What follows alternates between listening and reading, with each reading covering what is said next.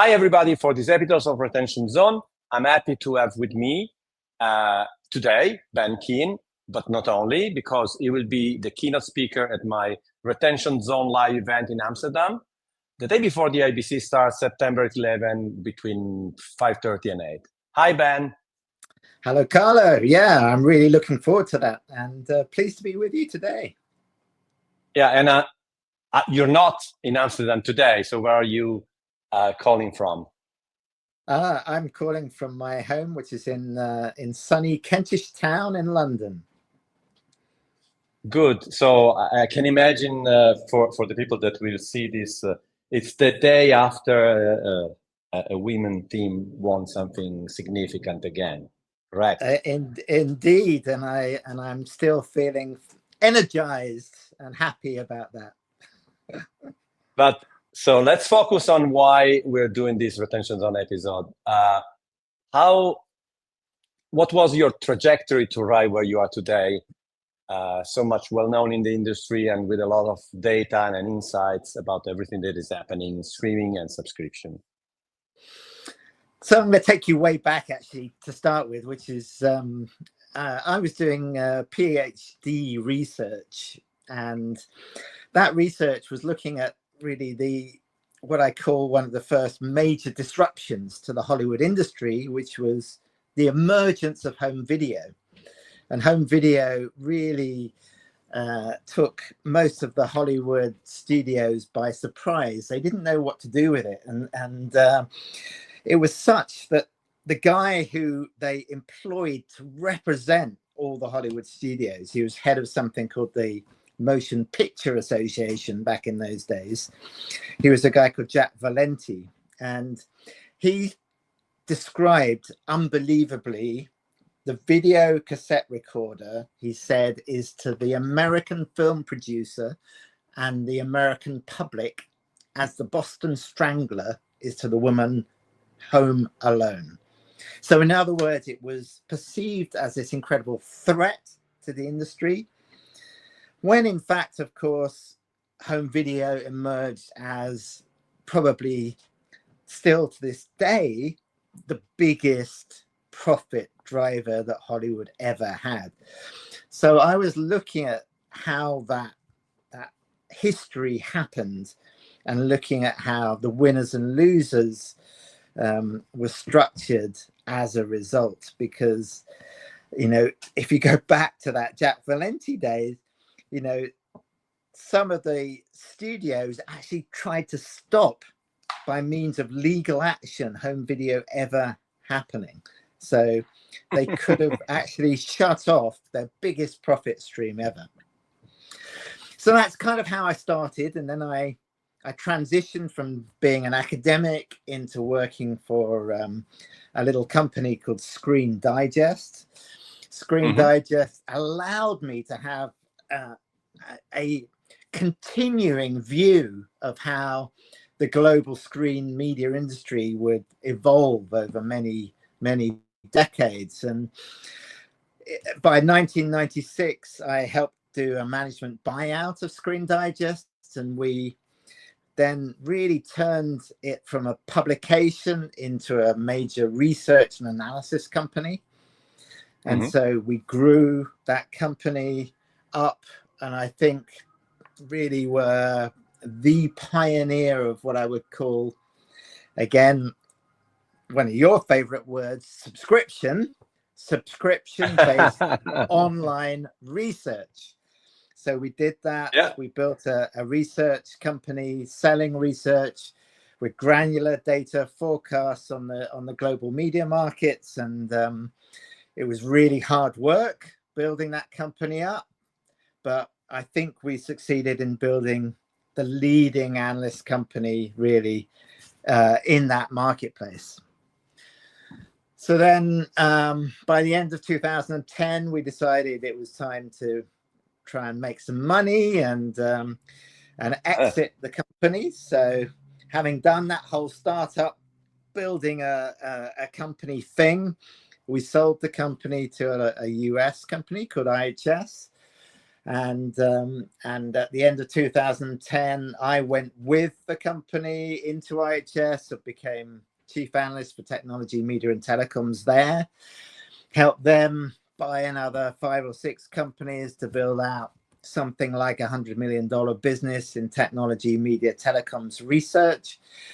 Did that for about 6 years, and then I managed to escape in 2017, leaving that business, which went on to be sold to Standard & Poor for $44 billion, unbelievably. Oh, wow. The TMT bit had been sold earlier to a company called Informa, and that became what is now known as Omdia. So former colleagues of mine like Maria Rigetti, David Hancock, all worked there at Omdia. Other colleagues, they set up other research companies like Ampere Analysis and Coretta Research. So I've got this big kind of alumni network of people who all used to work in my team. Yeah. I know most of them, if not all of them. Yeah, they've all done what's going on today? I'm proud of what they've achieved. Very proud of what what's going on today? What's going on today? What's happening today is, after I left corporate, I decided it was time to have more fun in my life, and that meant picking people, to work with that I thought were really nice people and people who had interesting businesses. So I decided to take up various advisory board roles, some non-exec roles, and so I've worked, for example, with really interesting streaming audience research firm called Digital Eye. I'm on the advisory board of a fascinating analytics business called Looper Insights. So they're all about measuring the life cycle performance of content and apps, where it's positioned and how you can best monetize it. So that's a really interesting company. I'm a non-exec director of a company called the Audience Agency, which measures the audiences for cultural sector stuff like theaters, museums, art galleries, as well as cinema. And I've been a long-term advisor to something called the British Screen Forum, which gives me a window on all of the things happening in the world of policy and how policy impacts the screen media industries. So I try and have a lot of hats and keep a lot of balls spinning in the air at the same time. And so with all these different point of views or observation data points, how would you describe if you want, the current scenario in media and streaming? Obviously, it's a very wide question. You can talk 1 hour, but do it in 3 minutes. What is relevant to know now? I will try and keep it brief. I think many people talked about the streaming wars, and the streaming wars, I think, really accelerated through and up to the point of COVID. COVID forced everyone indoors, forced everyone to maximize entertainment at home, and it really kind of stoked that really intense competition. As COVID ended, it really signaled the end of the streaming wars, not least because we started also to have major structural changes in the world economy, and the long-term interest rates that had kept so low and enabled money to be really quite freely available. Suddenly interest rates started shooting up, and all investors said, actually, we want you guys to start focusing on profitability, not just building businesses for their own sake. So that signaled really the end of that phase of the streaming war. And I think we emerged from that war with two winners, one being Netflix, the other being YouTube. So yeah, I think we're now in this kind of post phase, which is a really interesting phase, post streaming wars phase, where those big players are focused on profitability, and everyone really, I think, is focused on being more flexible as they search for that profitability. So that, I think, led many of them to start rethinking their business strategies, rethinking how they do business in the streaming space. And that's why, I started increasingly talking about the notion of the pivot, because they need to rethink where they were and pivot in an agile way to something else. So, I think that's where we're at now, is this trying to be more flexible, looking to pivot away from strongly held beliefs towards something new, and all with the objective of having a more ultimately profitable business. But do you think it's also pivoting from one recognizable, if you want, simple, and obviously with all the sophistication that this industry contains, revenue stream, to having maybe a more sophisticated layers of revenue streams? Do you think that's also a result? Yeah, I think it is absolutely.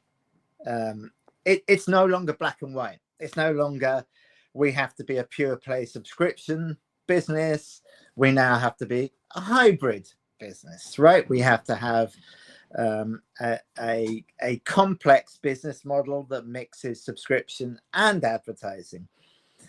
So, to keep returning to your theme of retention, it's still about retaining customers.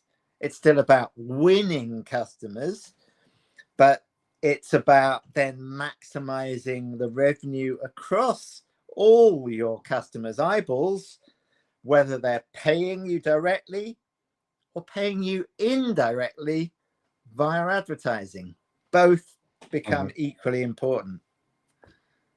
So in the end, I think one thing that at the beginning of, I think it was 2 years ago, I don't remember if it was 2 or 3 years ago, in the spring, when Netflix started saying, maybe we do ads now. No, everybody thought, oh, the subscription is that, etc.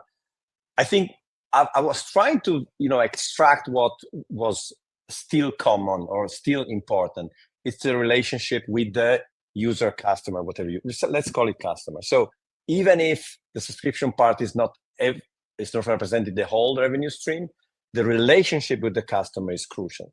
And retention in any sense. For example, I was noticing the other day that YouTube, I was checking channels, and you see, obviously, I would say the subscription always goes up, because very often it's a free subscription to YouTube. So I don't know, unless you're really, sorry to use the term, pissed off, you don't unsubscribe for something that is free. Maybe you forget, right? Obviously, if you're paying, at some point, if you don't have too many subscriptions like I do, you remember and you cancel. But this fact of keeping the relationship independently, obviously, with all the considerations, independently of the money that are exchanged every single month, become even more sophisticated, but also more important, I guess. Sorry, long known question. Yeah, I mean, keeping loyalty to your customer base, becomes ever more important. And how you monetize that customer base, that's a matter for you to decide what is the optimal formulation, the optimal mix going forward. But even when it was pure play subscription, I would often advise, especially smaller niche streamers, that they had to have a free funnel to drive from, in order to get paying subscribers. So you have to catch a bigger base in order to convert a certain percentage of them to paying subscribers. So it was always important to mix free and paid, always. And I think it becomes ever more so. And you think that, I mean, we clearly have these global players, from which we assume we have global audiences. But do you think the behavior are global in terms of, subscription, churn, especially churn? Or do you think that then if you really want to work, for revenue and profitability, you have to become a bit acting local, the usual thing that people say, think global, but then act local? How it is important to understand different audiences in different parts of the world? Oh, incredibly important. It's important from a content perspective. It's important from a business model perspective. You could write many books on the mistakes made by Western companies. Let's generalize to Western as opposed to just picking on the Americans, but let's say Western companies who went into, especially Asian markets in the past, believing that a model that applied and was successful in a Western market would inevitably be successful in an Asian market. And many times it was not the case. Those assumptions proved to be false, and they had to relearn everything. So, if you look at, take an example like India, which is, one of the biggest streaming markets in the world, an incredible market, incredibly complex market, a market with, just a ridiculous number of languages, cultures, and, unless you understand that mix, you understand that you need to have a business model that, starts out with free, starts out with very small pricing levels, because the market won't bear higher priced subscription models, having a lot of flexibility, basing it around, a mobile first approach.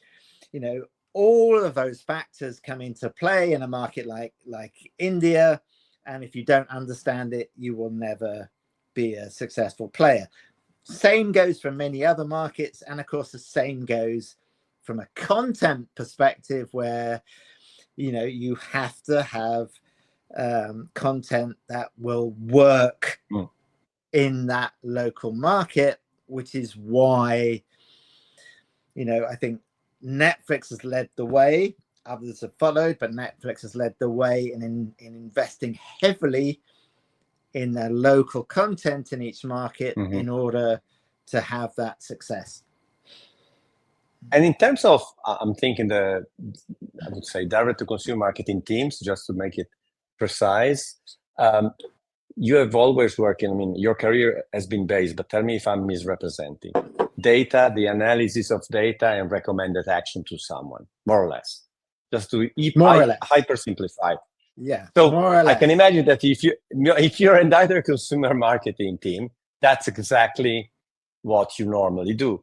In theory, to these days, even before AI, we have so much more data, so much more powerful tool to analyze data, and maybe the automation on the action side for direct-to-consumer is obviously increased a lot. Put AI on top. In theory, do you think it's easier now, or is still super complex and even more complex now? In theory, you have more data, more tools, even AI helping you. Why it seems that it's not getting simpler, or it's my perception at least. Well, I think the tools are getting better. The tools are far more sophisticated. It will still always come down at the end of the day to the human beings using those tools to make better decisions. So until those decisions are completely delegated to the AI robots to take the decisions for us, the buck stops at the human being making those calls. And because the business itself is more complicated, as we discussed, those decisions get harder and harder. But you know, the best people, the best companies, you know, they are making really good decisions based on having much more sophisticated data and analytics, based on having, as you say, AI tools that can sit on top and help them you know, crunch those numbers, help them make sense of the patterns in a way that wasn't possible before. But it does come down to making sense of it. You have to make sense of it to make the best decisions. And one question that is a bit biased, but my experience, I've always been on the vendor side of streaming platforms, etc. Is there still a place for media groups, even big, in this duopoly, niche players? And one thing that I've wrote an article recently, even top creators wanted to create their own additional, if you want, streaming platform on top of what they do on TikTok, on YouTube, etc., etc. Is there a place for this, whatever, 3-4 category that I mentioned, or everything it's in the end of the big guys? Oh, look, I think there's room for a lot of different models, a lot of different services. You know, the competition amongst the big guys, which is, you know, in the main competition around, you know, let's call it premium general entertainment. So something that's going to appeal to the mass market, having content that will appeal to everybody. You know, what was the cornerstone battle of the streaming wars, you know, that is a battle for the big guys. The big guys, you know, and to some extent the big guys, the big global guys versus the local champions. So in each market you will have the local champions, whether, you know, typically they will be, you know, what was the, you know, the legacy broadcaster, the legacy champion. But that battle for the general entertainment business, you know, that will continue at that level. But there is huge scope, I believe, you know, for more specialist services, more niche services, different models, different content models, you know, and I think there's ample opportunity to be successful outside of the big players. And if you want another trend that we have seen in these last 2 years, a lot of I'm talking AI in terms of the tools that we or whoever use, and you have to pay a subscription if you really want to use it seriously. But it's again a subscription model with very sophisticated quota. So I don't want to go there. But again, do you think the subscription model, it still has a future and it's even expanding beyond media and streaming? Or it's like many other trends, it's up and down. Sometimes it's very popular, then it's less, then it's back again. What's your view on that, purely on the subscription side? In my humble opinion, Carlo, you know, if you sort of created a pyramid of business models and you wanted the best business model at the top, the best business model is always subscription. Unquestionably. That's what I built my business on at Screen Digest and IHS, was subscription. When I first explained that business model to my partner, who came in to help organize the management buyout at Screen Digest, a guy called Alan Hardy, I explained, number one, they pay you up front. Number two, they keep paying you even if they're not using anything. Number three, it's incredibly sticky in its relationship. All of those factors just blew his mind as to, wow, what a brilliant business model. So subscription is here to stay. It may be alongside other things, but as a business model, you know, it is still the best way to go. And, you know, it will always be the king of business models and in the mix because of that. What I'm trying to understand and observe if in this new phase, there will be a kind of democratization of being able to offer subscription. You know, there are different ways for creators. Obviously, they can go to Patreon. There are more specific creator platform, or really create their own platform. At the moment, it seems like, you know, a big deal. You need to create your own CFO. Maybe there will be some way of democratizing, so that if I want to offer a subscription for something that I do specifically, it's not like, okay, I need to invest 2 million, 10 million to do it. So I don't know. I don't know if that happened. I'm trying to observe and understand if it has a future in that sense, more available to everybody. Yeah, look, I think the barriers to entry will keep coming down, no question about it. So yeah, you know, I think models like Patreon are, you know, are great models, really interesting models, and I think, you know, we'll see many others develop around that creator economy that you know, are aimed to reduce the barriers to entry at the low end, reduce the, you know, the level at which you can you know, make, create, distribute content. And, you know, AI is only going to accelerate that process. You know, it already is, and it's going to result in, you know, a massively accelerated flow of content emerging. Yeah, content and services, and, you know, whatever. I see a bit. I know that, like, you can think of Netflix injecting gaming into, but maybe it will be in the AI space. We would say multimodal.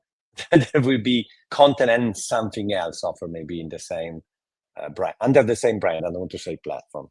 I don't know. We'll see. We'll see. Yeah, you know, I'm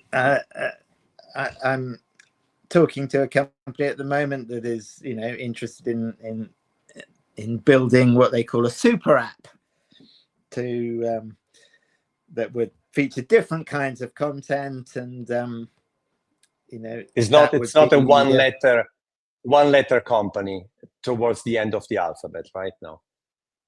I cannot say anything else at this point, Carlo. Okay.